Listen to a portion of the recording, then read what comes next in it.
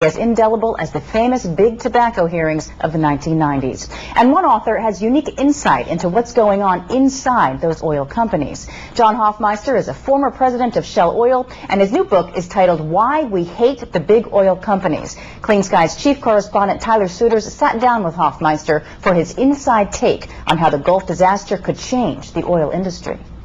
Could this have happened to any of the other big oil companies, Shell, Exxon, Chevron, ConocoPhillips? Could any of them been at the center of this offshore disaster? It is every executive's worst nightmare.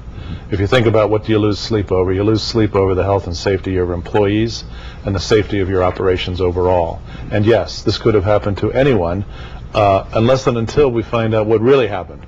I mean, there are different companies that take different risks. They have different risk profiles, and I think that what we have to find out is how much of this was human factor, because if it is human factor, then that could affect how do you move forward from here. How do you take the lessons learned, and what do you do about your management team and your communications and the other things which get into the human factor issues. One of the comparisons I've seen made a number of times is with the 3 Mile Island disaster in the nuclear industry in 1979.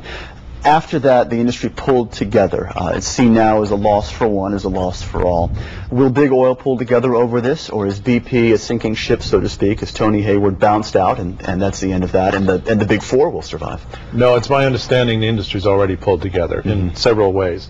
One, BP is very inclusive in the crisis center.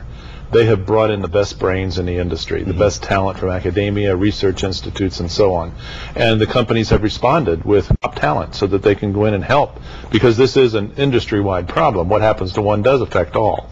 Secondly, the API, the American Petroleum Institute, has formed teams of specialists to look at the potential possibilities, potential regulatory issues and needs of a post-Deepwater Horizon future. We're facing what is right now a de facto moratorium on offshore drilling from the Obama administration. 33 or so rigs classified as deepwater are now offline or are prevented from going further. What are we doing to that baseline of energy regarding oil and gas production if this moratorium goes forward and there are simply no new leases approved, more lease sales are canceled?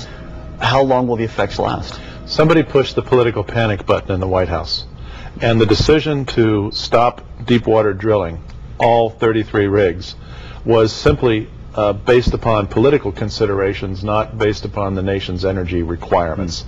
The 6-month moratorium, or until the Presidential Commission reports, is simply an extender past the November elections, but it also has resulted in, or will result in, most of those rigs disappearing from the United States territorial waters. You can't sit these big rigs idle for 6 months and expect somebody to just bear the cost. These rigs will leave U.S. waters. They will go to Angola, they'll go to Brazil, they'll go somewhere else in Asia. As will the jobs. And as will the jobs, and they won't be back for years, because they'll start a project and they won't pull it off the project just because the U.S. has decided to flip-flop its policy again and go back to drilling.